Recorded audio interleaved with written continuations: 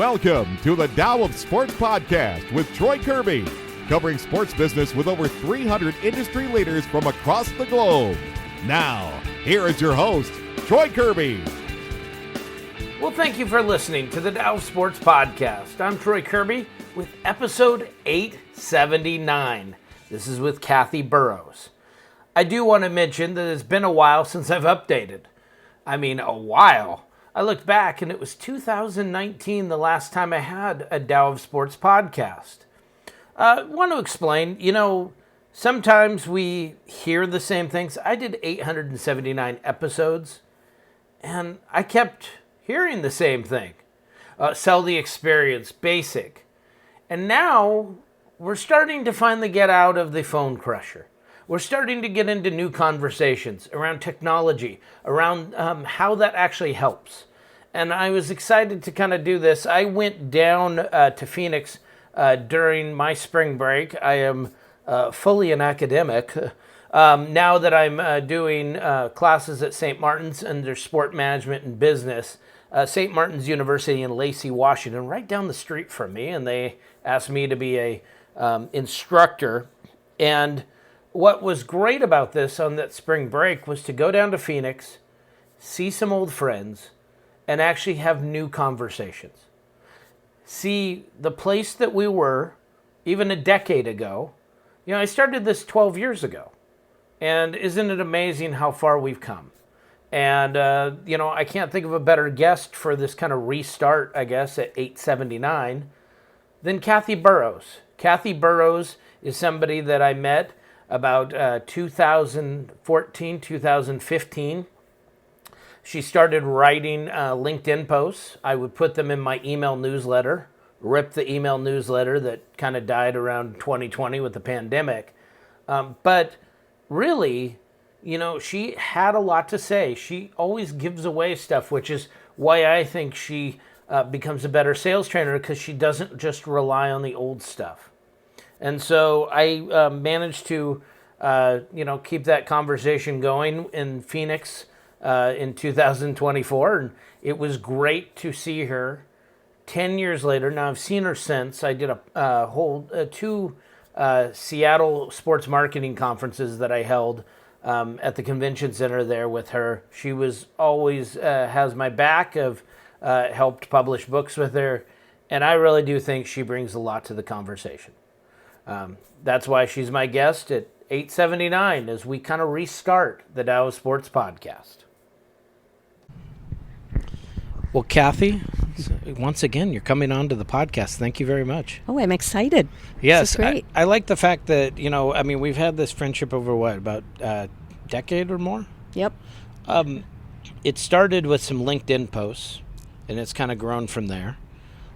Where do you see the transition, not only of ticket sales, but also of just the ticket sales sponsorship and, really marketing in the training aspect? Because you've had to do a lot of different stuff, right? I sure have. And a lot of it is just trying to help people understand that we're at a different time in people's lives right now. And especially since the pandemic, we have to understand people buy differently. They receive messaging differently. Businesses want to purchase differently. What businesses want is not just big signs. Businesses want more. They want engagement. They want people in their buildings. They want digital. They want social. But it has to be creative, not just a blurb. And so really trying to help teams understand that we have to start thinking about 2030 and where we're going versus where we've been. Well, so here's what's funny about this. You told me you actually started asking businesses what we were doing wrong. This is where I think one of the keys is you have to know what you're doing wrong in order to correct it. But are a lot of people actually doing that? No, I think most of my teams that I talk to are in shock when they hear I did it, and that I continually do it. But yeah, I spent time actually calling, especially during the pandemic, calling businesses all over the country to find out, what is it we're doing wrong? How are we selling incorrectly to them? What do they expect from a sales rep? What do they expect in the process? What do they expect in a partnership? And I realized that we were outdated with what we're doing. And the businesses expect far more from us than what we are doing. So one of the things you're also getting to experience is Gen Z. And I'm going to preface this right now. Gen X, right? This is me. You're a baby boomer. The thing is I got tired of the managing millennials concept as if Gen X was just this smart group that even though we couldn't manage anybody else but ourselves. However, I've actually enjoyed, teaching-wise, Gen Z, because a lot of it comes back to the Socratic method of asking what they think and actually getting them engaged to realize that they are not going to get attacked for their opinions. They're actually going to create new opinions based off of the fact that their mind's being moved. Have you experienced that as well? Absolutely. This is my favorite group to work with. Gen Z is my favorite group. And if leaders are smart, they're going to listen. They're going to ask for their insight. These are the future leaders of our sports. And they're going to take us into a new direction. We need to listen and work with them. They need structure, somewhat structure and guidance, but they have ideas, and they have to be free to give those ideas. With the idea, structure, I always wonder if Zoom was also a way to tune out, because you didn't really have to listen. You didn't really have to show activity. And was it just tuning out from the side of the people that were on the receiving end, or was it even on the tune out of the people talking? Like the people talking seemed to tune out as well, right? I definitely think it was on the people talking more so than anything. It's just like you're rattling it off, and those, people on the other end were just zooming out then zoned out because they weren't listening anymore. So when you're dealing with these folks and you're going through the process, has it been really the Gen Z people that haven't done their job, or has it been more of the leadership on the VP and CEO level? Absolutely on the leadership side. Everybody keeps saying, I don't know what to do with these kids. They don't do this, that, and the other, but they haven't given them the structure. They haven't listened. They haven't put it together yet. We have to invest in our staff, and we should be continually investing in our staff. But investment means we're also listening. And if we're not listening, all we're doing is managing, we're not leading. And unfortunately, a lot of teams are simply just managing by numbers, just trying to get through, and not really giving these kids the opportunity to be who they are and to be able, people buy from people. And so those kids are in the trenches, they're hearing it, they have the best ideas. I have them working on their own business packages so that they create their own business package for the team because they know what people want. They're the ones talking to them. You're more successful when you listen to your community and you go out and that's what you offer them. Well, see, this is the issue that I always have with like AI, right? Everyone says, oh, AI is going to take all these sales jobs, all this stuff. Has anybody dealt with a robo-chat? Has anybody dealt with a robocall? It's not, and you talk about humans selling to humans. It's also the idea of a variable conversation. You and I can read tones. We can look in each other's face. We know different things. But it's also how we want to receive it. And I always wonder if one of the barriers is we didn't want to adapt to technology simply because we didn't know how we were going to keep our job. Exactly. Rather than it being something that we'd go, okay, this... it is what it is. Everybody gets afraid they're going to lose their job, so they don't want anything new coming in. But at the end of the day, AI can be the best pre-qualifier of all. And you really know then who you're talking to. There's interest level. You get to know them. Credit scores. Yes, before you even get them on, connect with them personally. So this just enhances your sales staff. It gives them better tools. I remember about 10 years ago, I had a young person that was starting to write LinkedIn posts, and she worked for a team, and she would write LinkedIn posts based off of group leaders and some of the conversation, and she actually got it where the team actually kind of said, hey, stop that.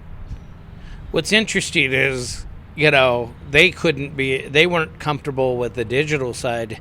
And yet what she was doing, whether she realized it or not, and I kind of recognize it, was she was at the forefront of what we need to do now. So when you're making a LinkedIn post, you're almost showing an example that somebody else might see and go, hey, that could be my company doing that. Exactly. And LinkedIn is a business social networking site. So people who just post a flyer on LinkedIn and say, hey, come join us, that's not what LinkedIn is for. I mean, you've got people all over the world looking at your stuff, and they're not going to come over from way far away. But you're showing them the experience. You're showing them that you're customizing. You're showing them these are some of the things that we do, that I've done, that I'm proud of. And when you do that, other people look at it and go, oh, I want to be part of that. How can I do that? It actually generates more interest, and it helps other teams understand there's more out there than simply selling a group. I also think LinkedIn tones it down. Your political opinions and all your garbage doesn't really get on the same way it may on Facebook or Twitter, because I can see where you work, or I can see, it's kind of a, there are some people that are always going to do it no matter what, but I think it actually says to me, here's what you're really a part of, and my BS detector actually allows me to realize who you are, especially at your management level of your title. Is that not what you experience? Absolutely. There's also another side of LinkedIn that I think people don't use that they should, and that's on the right-hand corner. It says business, there's little dots, and you click on it, and it goes into groups. I don't think many people realize all the groups in their area are listed on there. And if they join them, that's another whole area that they could be servicing that they're missing completely. What I like about you is that you give away the candy store. Yeah. No, I mean, you get sales, trainers and everybody else that tries to, whatever. You still have to go through the process, and you still have to teach. I mean, I can, in classes that I've taught, right, and whether they're sport management or not, I'll tell you exactly what we do. You still have to go through the journey. So it doesn't really always help you. Great, you learned a little factoid, but That's just like somebody saying I read a book when they didn't actually read it, right? Do you feel that has helped you with the BS detector of especially younger people, of knowing that they're actually going to get stuff from you if they invest in you, rather than just, oh, great, you hid a secret from me. You have multiple secrets, right? Yeah. Oh, yeah. I have loads. Actually, it's amazing how many kids I have reach out to me. Just tell me that, I'm in the business right now, and you said this and this, and it really hit me, and here's my problem. And, I'm going to help them, because the future of sports is out there right now, and I don't think we're doing enough to really work with them and help them. Well, some of that also comes from the idea that we had the phone crusher. Yes. 100 phone calls a day. And remember, and this was years ago, I don't know if both you and I had both experienced the same phenomena of people that were actually hitting beyond their sales goals, but they were not hitting their phone goals, and they would get reprimanded for not hitting their phone goals. Explain to me the logic of that. There was no logic at all. And right now, it's really hard for some leaders to understand that there should be a balance. Yes, you should be making phone calls, but you need to be out of the office too. So if you're setting meetings, or maybe just walking, this doesn't sound right, walking the streets, but you're owning a community, which is a great way to meet people and to just, try different things. Social media. So many leaders are afraid of their people on social media because they're wasting time. How do you know that? They can be researching. They can be looking things up. I mean, you have to with social media. So there's so much more available. I encourage the kids to make video. And I can just visibly see leaders sometimes cringe when I say it. Well, we don't know if it's going to be formal enough for us. You know what? This is this generation. They speak through video. And people receive their info from video. So that's the best way for them to do it. Well, so here's the thing. If I actually had kids that knew how to do something sales-wise, wouldn't I hire a video coordinator to also make that, edit that? We can also set the same tone. Isn't that what your marketing director should also... I'm not trying to call it marketing directors, but shouldn't they have a framework? This is how we want to sell it. Because I always still think back to whether it's social media or whatever... It's the most trackable thing to whether or not it's great to have a lot of eyeballs on it, but if there's no sales or there's no interest or there's no incoming, right?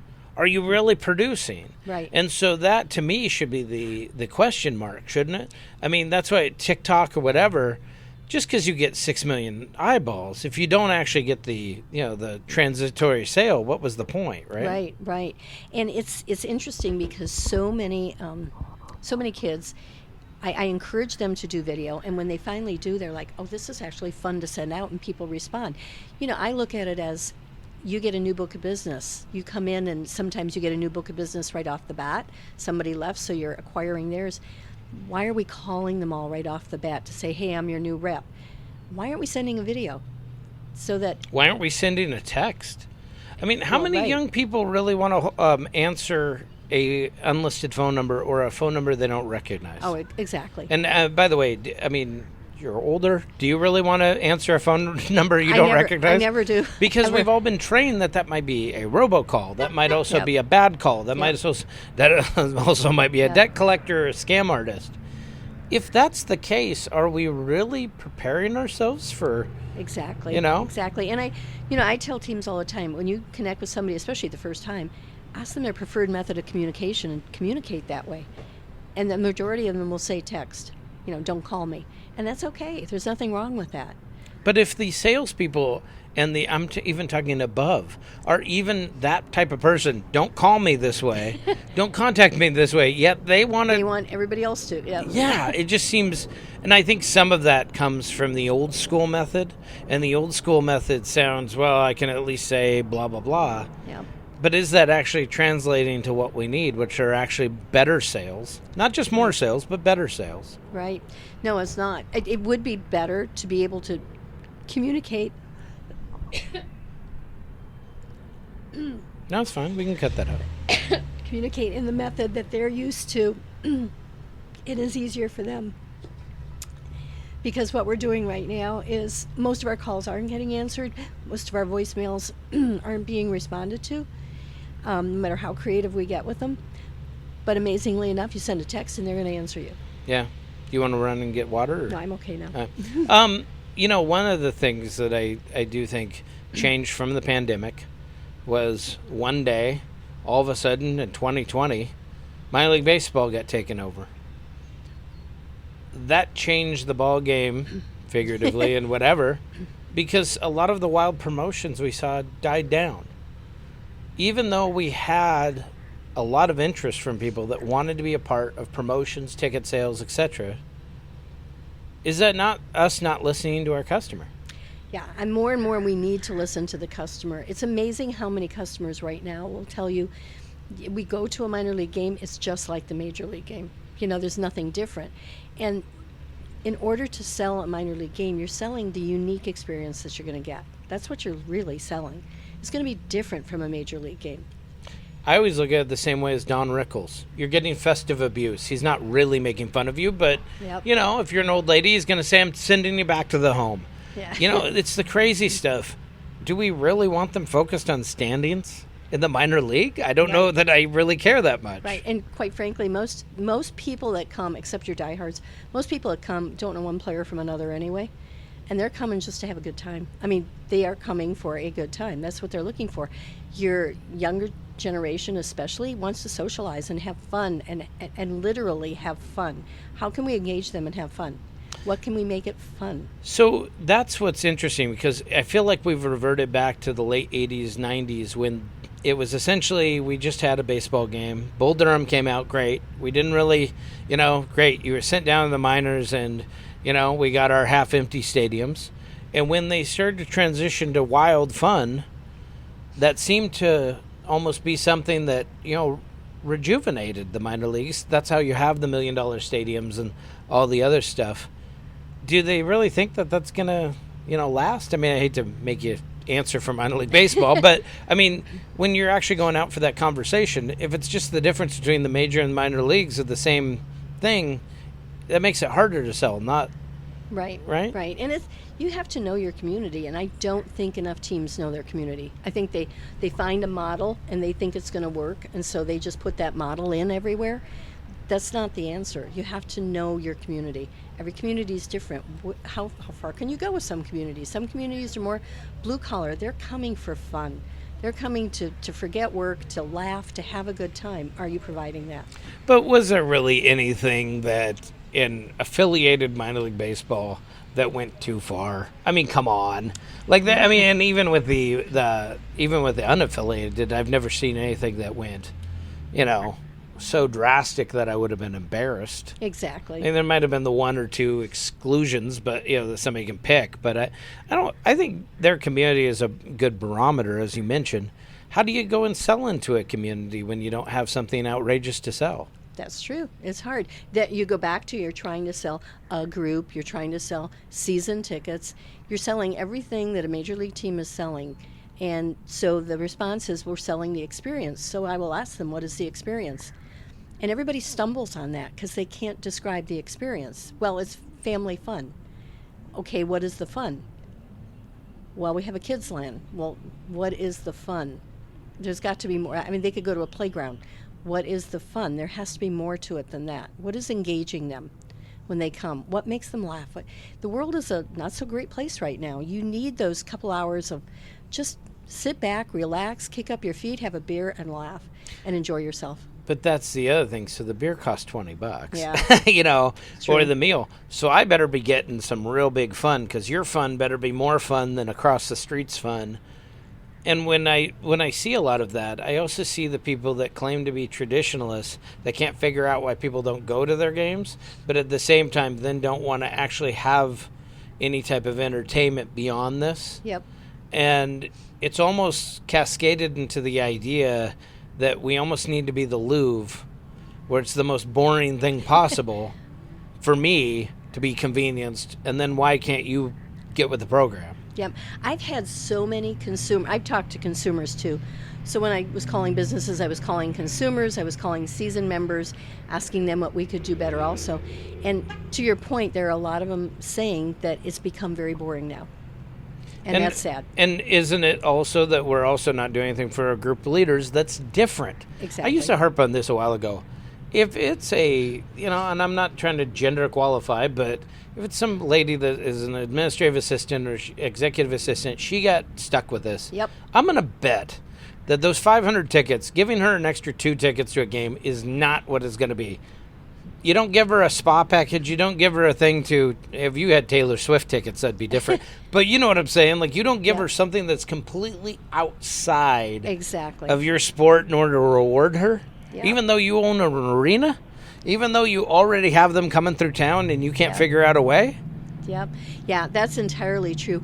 And there are a lot of teams out there that still give their group leaders 2 free tickets. And I sit there and I go, they probably didn't want to come out in the beginning to begin with. They got stuck with this job. To your point, it's usually the admin. They got stuck with this job. So what is 2 tickets to them? They're going to give it away. So what are you going to do that's special for them that says, I value the time you put into this. I appreciate you.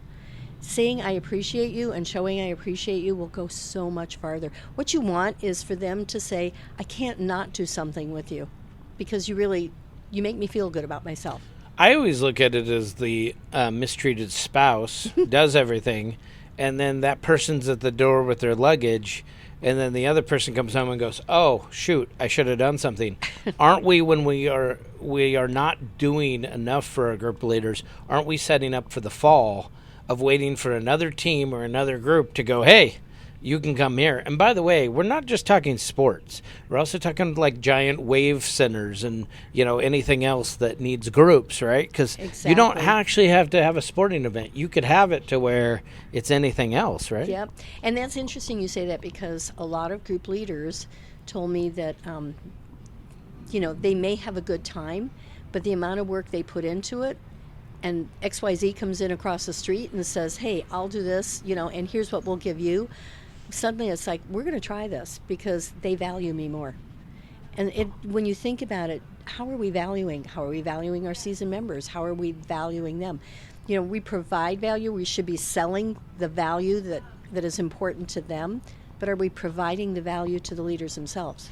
One of the things that was funny, because you followed the Pocket Gophers, which I started, was a semi-pro team. Now, we're using the term semi-pro a little loosely, but I used to get PDL folks asking me what I was doing because we weren't in the PDL, we weren't paying for any of that, and we were getting $350 paid per game, and I said, we played music during the games, we had, this and that, and they were going, well, that doesn't sound like soccer, and I said, the thing is, the soccer game played, we had an e-gaming trailer. What do I care if a 5-year-old, they come to it, they say, Mommy, Mommy, they watch for 10 minutes, and then they go play the e-gaming trailer.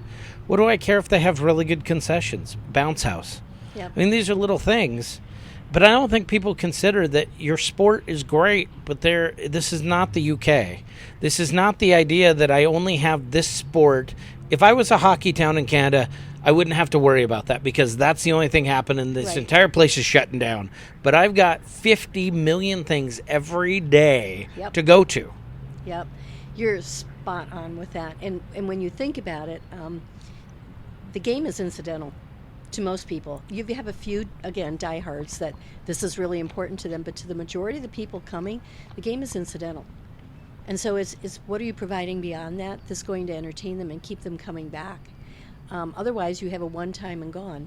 And that one time and gone is not going to sustain your business. Yeah, and this also comes back to the high school and college kids. I think a lot of them have also been misfed. Nobody cares about your diorama.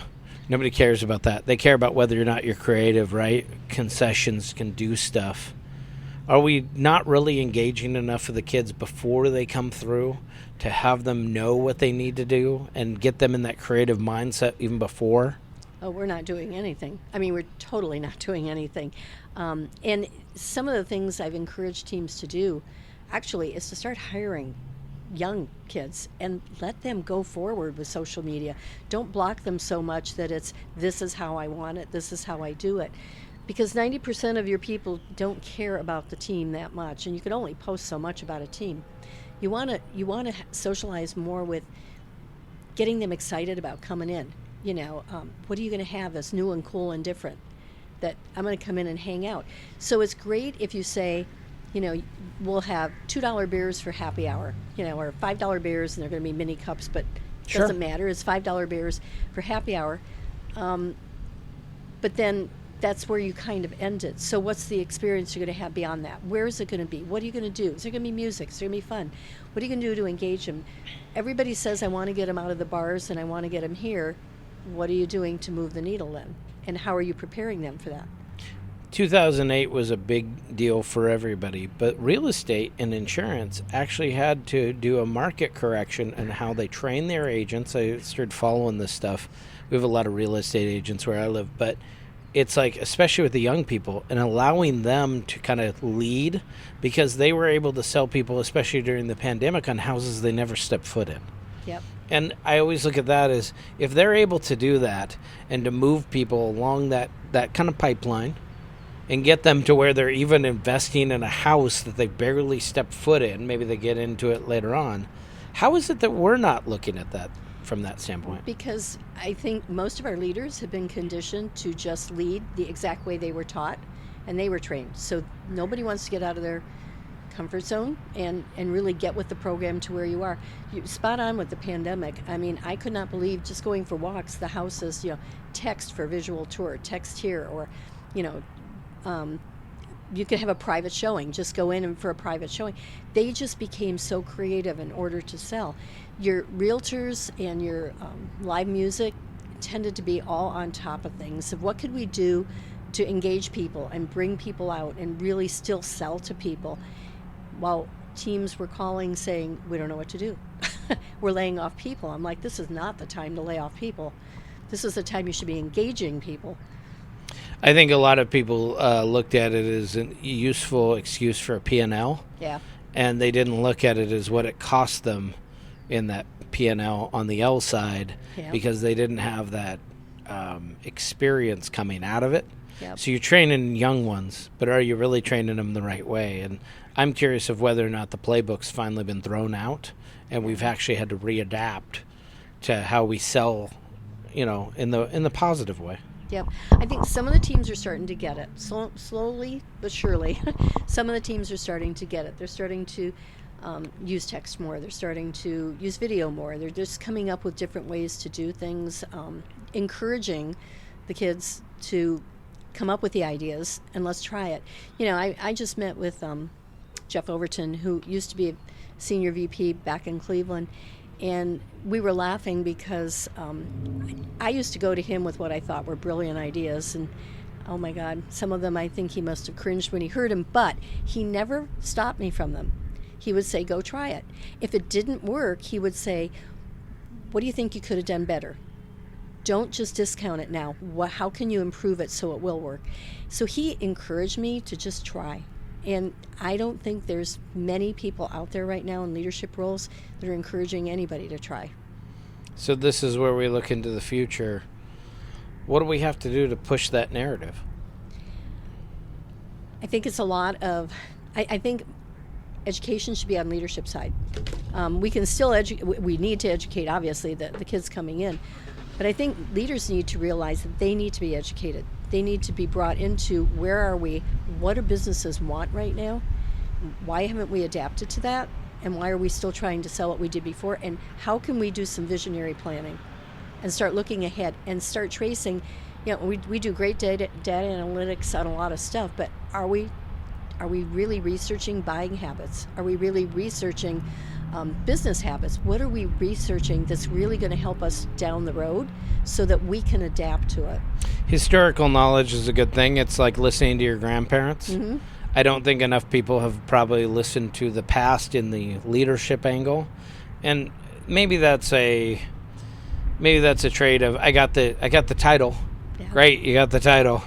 And it reminds me of I met an old astronaut back when I was in college because it was for Lewis and Clark Trail, but he said it made him depressed once he had made the moon because he was 29. Oh my gosh. And now he's like 85 and he never felt, and I always wonder if maybe that's part of the issue, that we made the leadership thing, but we thought there was something else. Yep. Is that where we're having the bigger criticism? I think there is, and I think a big portion now lately of my training has been on the leadership side, because leaders are realizing, okay, we're not adapting and we're not connecting. And so we need help, and that's okay. I mean, I'm glad people reach out because it is important. If you're not connecting and you're not adapting, we need to talk. You need to talk to somebody and move it forward and get out of the rut you're in and start looking ahead and be more visionary, or your business is not going to succeed. Well, fantastic stuff, Kathy. Thank you very much for coming on the podcast. You're welcome. Thanks for having me. Thank you for listening to the Tao of Sports podcast, focusing on the world of sports business. Download our free iPhone, iPad app in the iTunes App Store, an Android app available on Amazon to listen to the entire archive. Or check out sportstao.com for more podcasts, blog posts, and videos. All episodes of the Tao of Sports podcast are copyrighted and trademarked.